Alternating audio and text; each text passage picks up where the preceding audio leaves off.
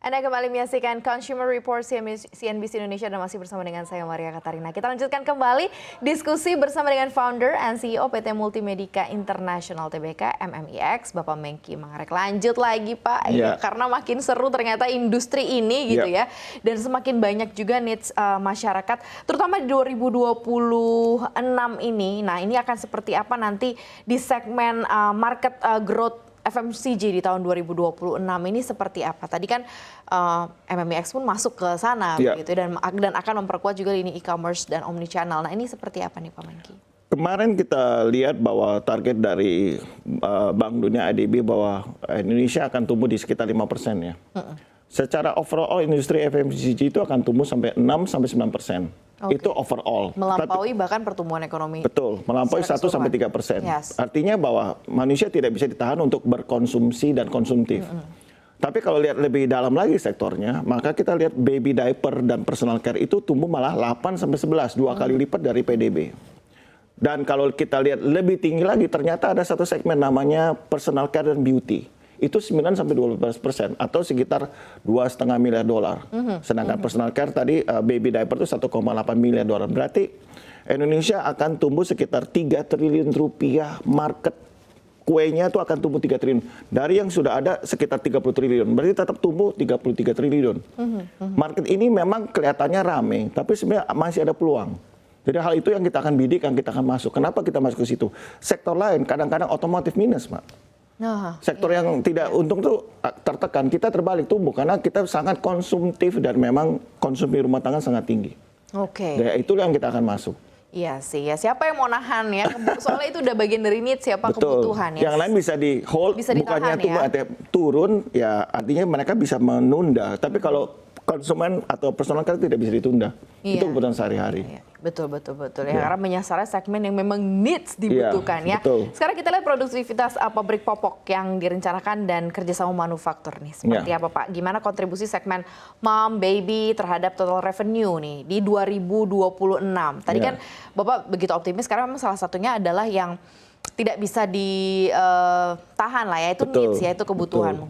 Mungkin ada substitute, tapi sebagian besar ya pasti akan tetap membeli. Apalagi ada produk rencengnya ya Pak, produk satuannya. Ini seperti apa di 2026? Kita fokus ke inovasi. Jadi gini, pabrik diaper di Indonesia nggak sedikit ya, jumlahnya cukup banyak. Tapi apa yang membedakan? Mereka banyakkan belum mengadopsi teknologi baru. Teknologi kita triple core SAP.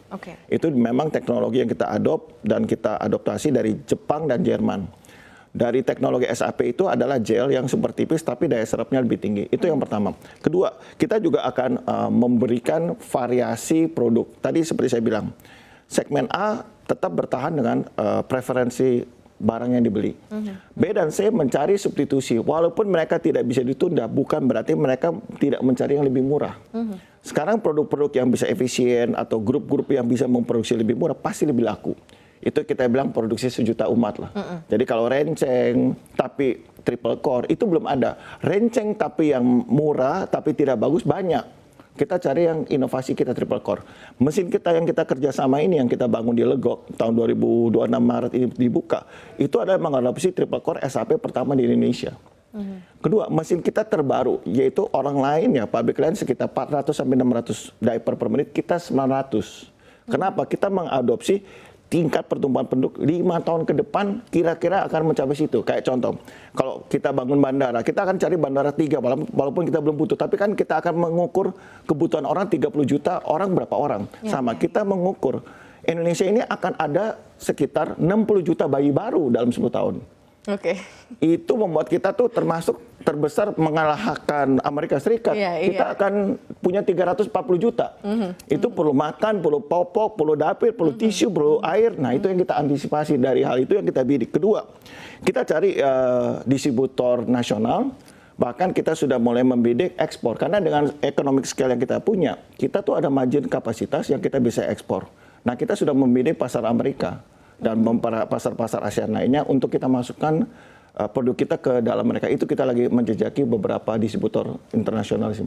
Oh, Ya, oke. kira-kira gitu. Berbagai strategi udah langsung dilakukan Sudah ya? kita ancang-ancang untuk 1 tahun, 2 tahun ke depan. Bahkan sudah dihitung ke 10 tahun ya, karena akan Betul. ada 60 juta Iya, bayi ada 60 juta akan bayi yang baru mereka lahir. nggak hitung ya, Mbak, gitu ya. Oke, kalau strategi MMIX sendiri untuk menangkap segmen moments baby di pasar ekspor begitu ya, kemudian nasional dan ekspor ya, terutama positioning new baby ya versus kompetitor nih seperti apa nih, Pak? Tadi yang kita sebutin tadi kan kita sudah cari distributor nasional internasional. Kita akan lakukan brand engagement. Kita juga positioning dari from local to global, itu tagline kita sih tahun ini. Kita akan mulai menjajaki pasar lokal dan kita sudah mulai coba ekspor. Beberapa distributor di Korea maupun di Amerika kita sudah kontak dan kita coba mau dijajaki itu. Terutama yang adult care juga Indonesia memang istilah populasi muda, tapi Korea, Taiwan, Jepang adalah aging population.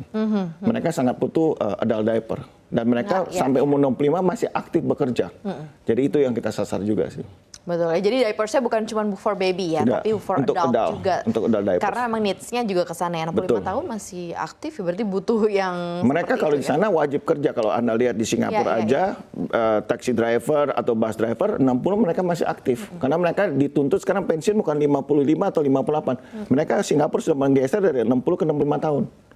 Jadi mereka mau tidak mau daripada susah parkir mereka perlu ada diaper. Iya. Dan masih aktif sehat. Kalau yang ada diaper yang tipe tape atau tipe tape itu yang sakit atau yang sudah bed rest.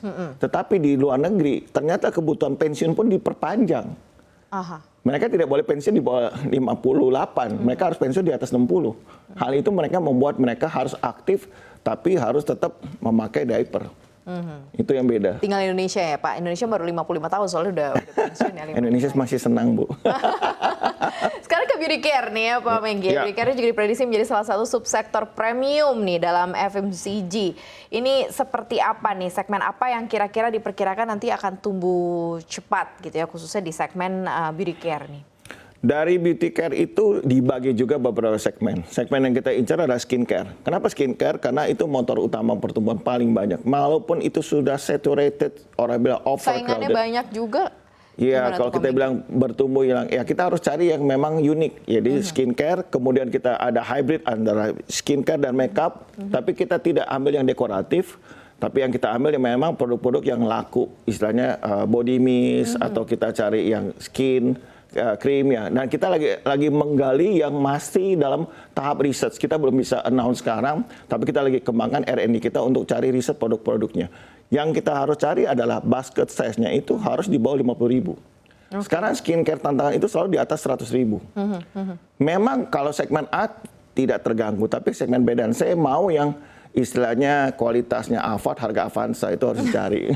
Istilahnya harganya SK, kualitas SK itu tapi harganya di bawah itu ya kita harus cari. Tapi affordable price-nya masuk gitu ya ke kantong gitu harus ya. Karena kita tahu bahwa. Tapi kita mau formulasinya Pak Mengki. Sudah, Mbak. Jadi kalau kita biasa dari Paris, dari Korea, sekarang China lumayan murah.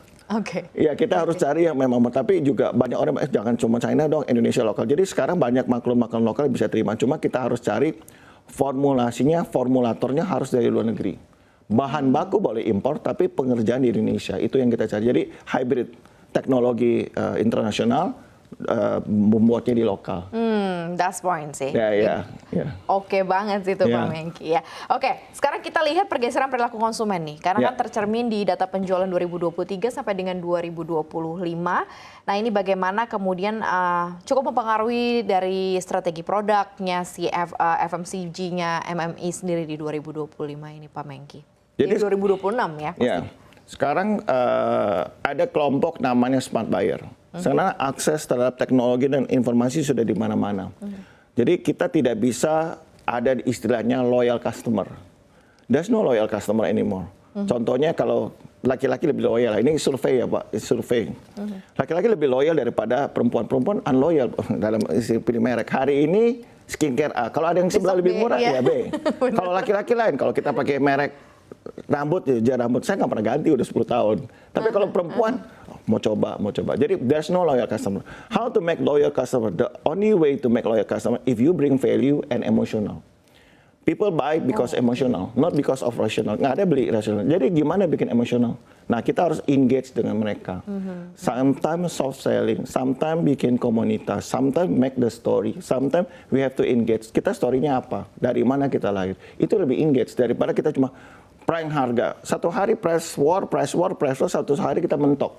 Mau di mana lagi? Akhirnya kalau sampai price war di bawah, yang ada rugi perusahaan. Karena tidak mungkin menutupi ongkos COGS-nya. Jadi kita harus cari how to attract the smart buyer. You have to give value. Value itu harus diangkat dari apa? Emosional, bonding, dan memang produknya harus bagus. Jadi kita harus cari produk yang terbaik, terbagus untuk menahan mereka untuk loyal. Oh, oke. Dan harus bikin emotional bonding, activation, brand engagement. Kita harus bikin satu strategi yang beda yang daripada kompetitor yang lain. Baik, berarti salah satu yang akan jadi terobosan juga begitu ya di Betul. tahun 2026 ini. Nah, Ya. di tengah tren globalisasi pasar, apa strategi yang akan diambil dari MMIX sendiri untuk menjajaki peluang ekspor di 2026 untuk mungkin perluas pasar lagi yang lebih masif begitu ya? Atau mungkin nanti ada brand owner dari berbagai macam supermarket, hypermarket di luar Ya. gitu ya, yang kemudian juga disupport begitu produknya oleh MMIX. MMIX kalau lihat perjalanannya berdiri 2020, kita sangat dekat dengan IP. Kita sebagai pop-up store terbesar dengan BTS dulu di tahun 2022. Kita tetap akan mengandalkan strategi IP. Karena buat saya IP itu adalah engagement emosional tadi. Kadang-kadang orang beli kopi bukan karena rasanya, Mbak, tapi karena di atasnya ada tulisan salah satu K-pop artis. Oke. Jadi mereka akan, wah, saya ini ARMY atau sesuatu yang sangat luar biasa, saya pasti beli. Yeah. Kadang-kadang beli handuk ada IP-nya, dia orang lebih engage. Jadi buat kita adalah, satu, kita akan melakukan ekspor terukur ASEAN dan internasional. Kedua, kita akan engage dengan beberapa IP internasional. Kenapa? Karena itu mendekatkan emotional bonding dengan customer. Ketiga, kita starting dari ASEAN atau memang langsung ke daerah sekitarnya yaitu Asia Timur, Jepang atau Korea. Itu sih yang kita yang lagi bidik. Oke. Dan di sana demen IP, contohnya tren blind box. Iya sih. Ada orang sampai cari Shinchan ke 50 karena cari Shinchan yang main drum. Padahal buat saya tuh udah boros, tapi beli lagi. Nah itu Sampai ketemu yang sampai main ketemu. drum. Nah itu adalah emosional yang saya bilang. Iya, We iya, cannot iya, sell iya, price. iya. Kalau Anda lihat itu harga Shinchan tidak murah. Satu plus toy segini 200.000. Betul. It doesn't make sense. Tapi sampai mama beli lagi, mama 100.000 dan 1.600.000 baru dapat yang dia mau. Iya, iya. Jadi buat saya itulah yang tidak ada orang lain bidik. Itu sih. Oke, interesting. Nah, ini di tengah tantangan global dan domestik termasuk persaingan produk-produk impor dan juga perubahan preferensi konsumen, nih bagaimanakah 5 years, tadi saya sampai 10 tahun ya, 5 tahun deh ke depan nih MMIX ngeliatnya kayak gimana, nanti dinamika akan muncul, tahun ini akan jauh lebih berat ataukah jauh lebih mudah begitu ya, ini seperti apa Pak Menkki? Kuncinya kayak di China, R&D dan inovasi. R&D dan inovasi tidak selalu teknologi. Bisa aja marketing mix, bisa juga produk mix, bisa juga dengan kita harus melihat emotional mix. Istilah kalau kita produk mix, kita sudah geser dari healthcare menjadi personal care. Kalau kita bilang marketing mix atau produk mix, kita sudah ganti produk-produk yang lebih ke consumer good. Kalau kita bilang tadi ya emotional mix, kita harus memakai produk IP maupun non IP.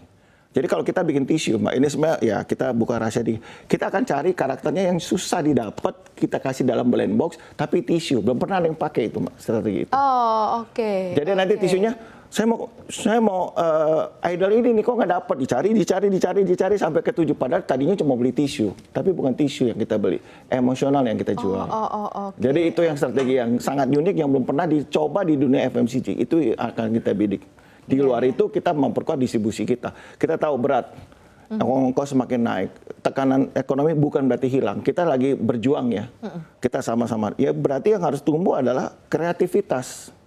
Caranya untuk masuk ke sini dunia FMCG cuma kreatif dan inovasi. Tapi bukan berarti kita AI, bukan berarti kita teknik, tapi dalam industri FMCG harus ada. Nah kita adu kreatif, Indonesia cukup kreatif, dan anak-anak Indonesia sangat bangga kita, kreatif sekali. Hanya kita tidak ada wadah untuk mengevaluasi dan mengaktualisasi dalam produk. Nah itu yang kita lagi kembangkan dari anak Indonesia sih. Wow, menarik sekali. Rasanya tidak sabar melihat bagaimana terobosan yang dilakukan MMI di 2026 ini update terus Pak Menkyi ya. Betul. Dan semua hal yang pasar yang mau digarap, kemudian juga bagaimana kemudian mengikuti tren perubahan konsumsi masyarakat gitu ya. Tadinya cuma butuh, ternyata sekarang perlu keterikatan emosional begitu. Dan itu yang harus menjadi pegangan strategi juga dalam menjalankan bisnis ke depannya. Terima kasih banyak Pak Menkyi, Founders and CEO PT Multimedica International TBK MMIX, Bapak Menkyi Mangarek, thank you banget. Terima kasih, sukses terus Bang Menkyi.